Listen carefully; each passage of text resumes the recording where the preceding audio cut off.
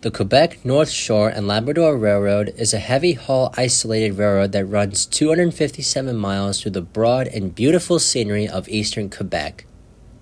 Owned by the Iron Ore Company of Canada, the railroad lugs more than 200 car-long ore trains between the mines in Labrador City to the port of Sept-Iles. But one cold day, nature would show its ugly hand. This is the story of the Sept-Iles train derailment.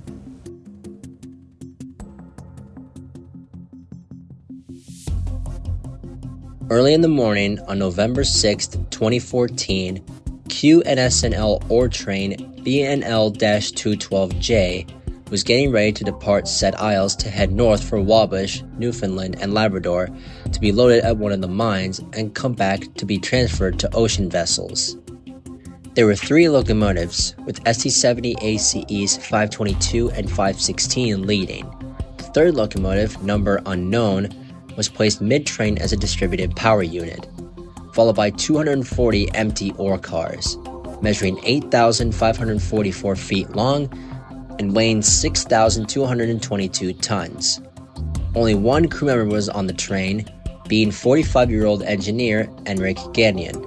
After completing a brake test, Enric verified it to the rail traffic controller and got permission to leave the Sept-Iles yard and enter the Wacona subdivision at 5:20 a.m.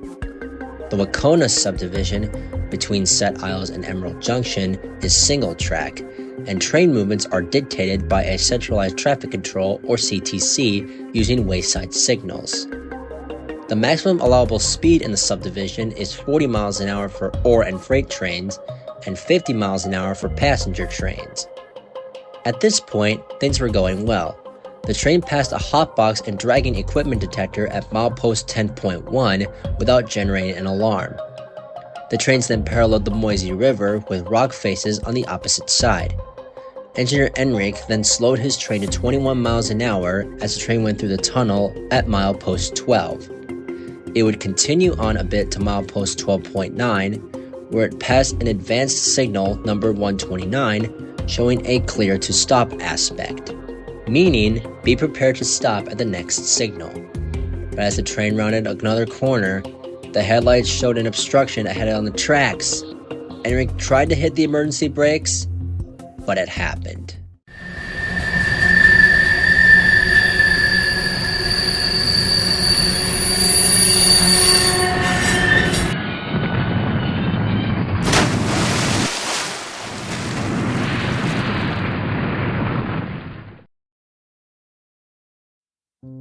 The train hits the rocks, slides down the embankment, and plunges into the Moisey River at 5:40 a.m. near Tellier, Quebec, at milepost 14.65 on the Wacona subdivision.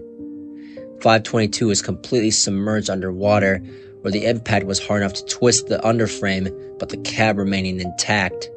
The 2 windshields and several windows were broken, and many rocks had fallen inside the cab through the openings.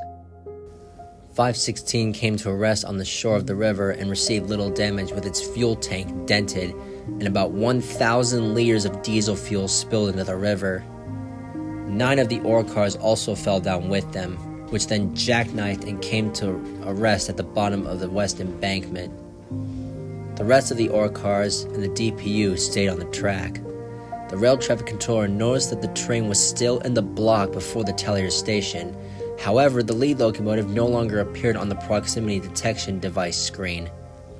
He tried to get a hold of Enric on the radio, but he never responded. A railroad employee as well as emergency crews were dispatched from Sept-Iles using helicopters to reach the site.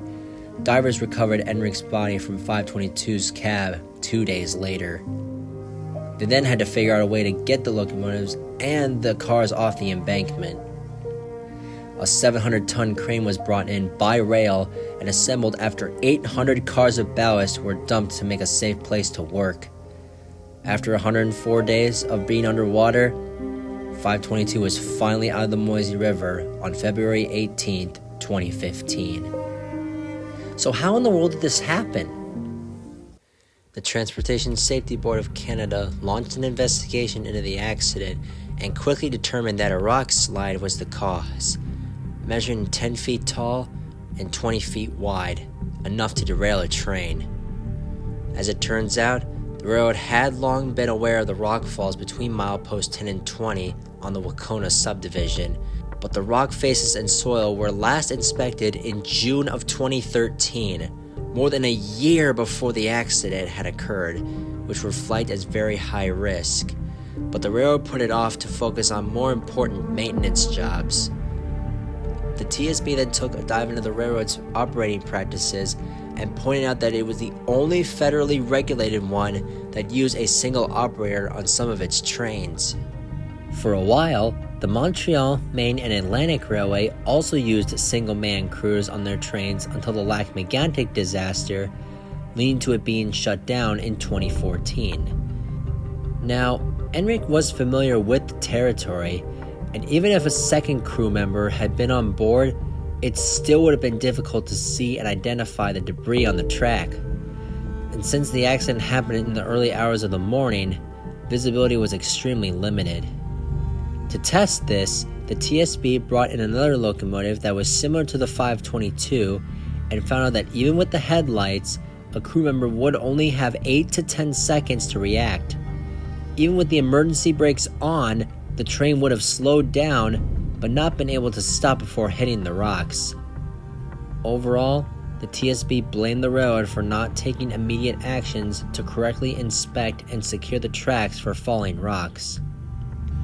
Since the accident, the QNSNL had established a temporary order to run their trains at slower speeds during the freeze and thaw times in the spring and fall of 2015 around the site of the derailment, as well as training their maintenance and operating crews better on managing hazards next to the tracks.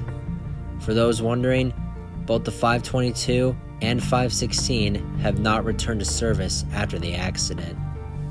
It's been 11 years since the incident, and this was a tragedy that cost one life, scarred a railroad, and proved that in the darkness of eastern Quebec, even a routine run can turn fatal in seconds.